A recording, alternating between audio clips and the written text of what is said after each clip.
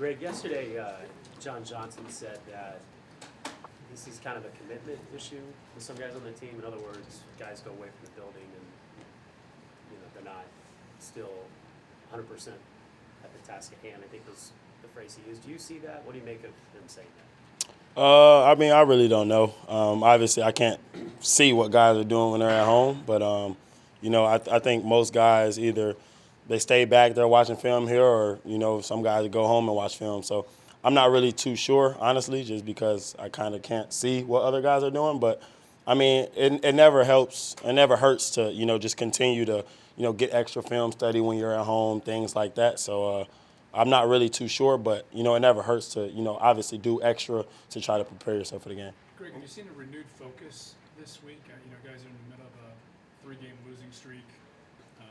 Have you noticed a ratchet up of intensity, of focus, those kinds of things?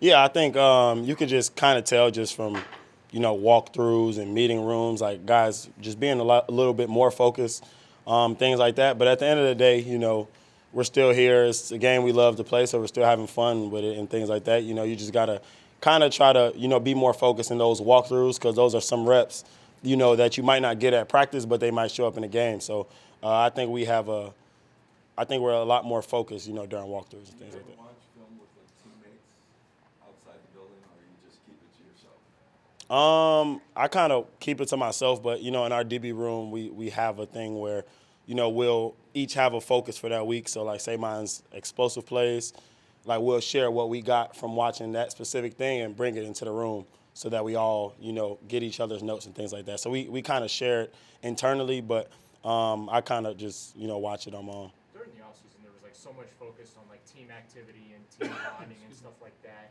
During training camp, everyone was talking about, especially on the defensive side, how there's this, new vibe and stuff like that. So just wondering why that really has that organic chemistry just really hasn't translated not only into the season but onto the field, because of there's just been so many instances where guys are just looking at each other trying to figure out where a breakdown was and who might have been responsible. Yeah, I wouldn't say it's necessarily from hanging out with each other off season. I think we did a great job with that. Just certain things that we want to translate that just didn't translate yet. So we're just going to continue to keep working, continue to keep bonding, and just continue to keep trusting each other and, try to have a turnaround game on Sunday.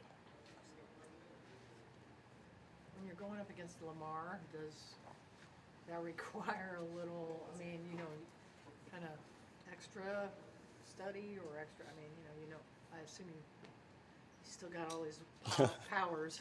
For sure. I wouldn't say it requires extra study.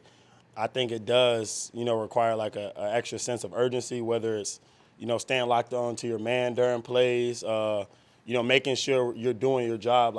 You can't let him break contain, because that's a guy who's pretty much one of the fastest players in the league. So, and he uses his feet very well. He's able to throw, last second. So I think it's just an extra sense of urgency where you got to stay locked in. For those plays that, against some quarterbacks might get thrown out right away. A guy like Lamar, he can extend a play for, sometimes 15 to 20 seconds. So you just got to kind of, have an extra sense of urgency when you're playing a guy like him. Greg, what about his connection with Mark Andrews? I know you guys saw that last year. You did a decent job, I think, of containing him. But what about them, makes them so hard to stop as a duo? It's special.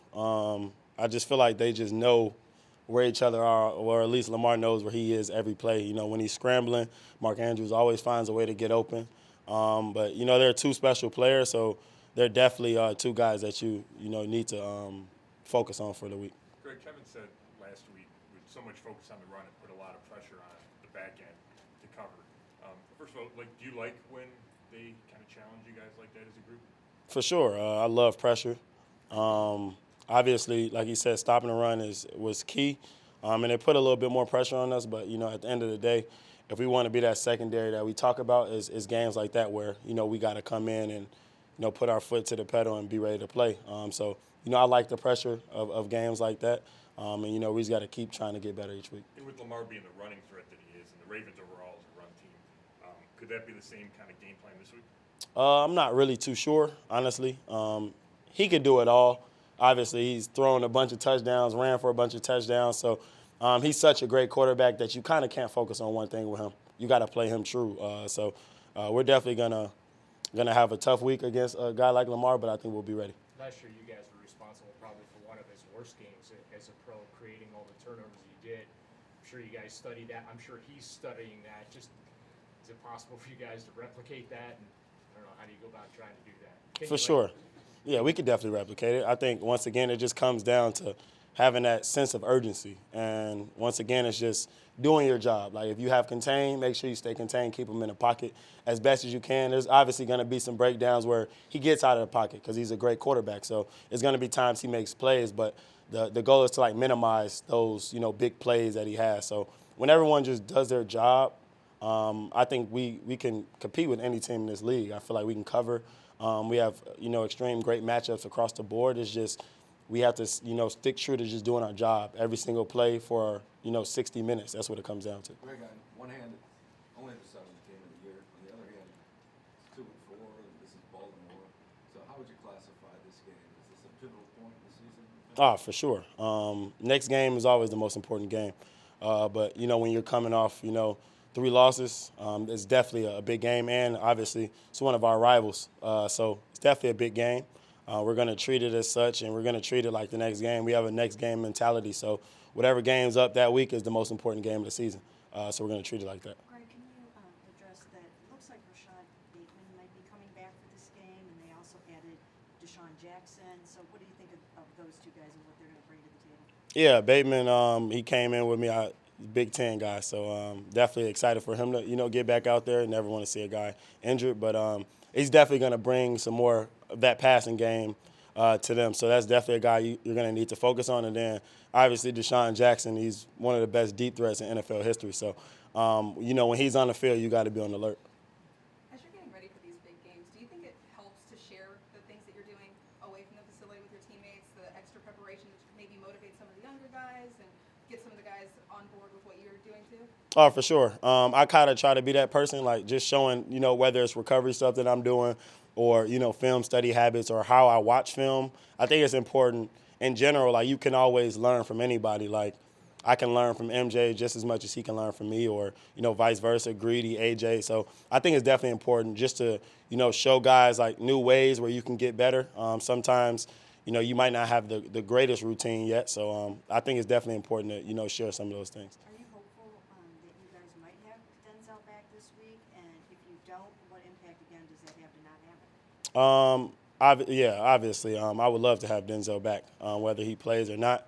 That's on him and the doctors. But obviously, he's still one of the best corners in the whole entire league. So, getting a guy like him back would be amazing. But if he's not there, it's still the same, next man up. And we trust everybody in that room. I feel like our fours could be, starters on any other team. Like A.J. Green feel like he can go to any team in the NFL and start right now.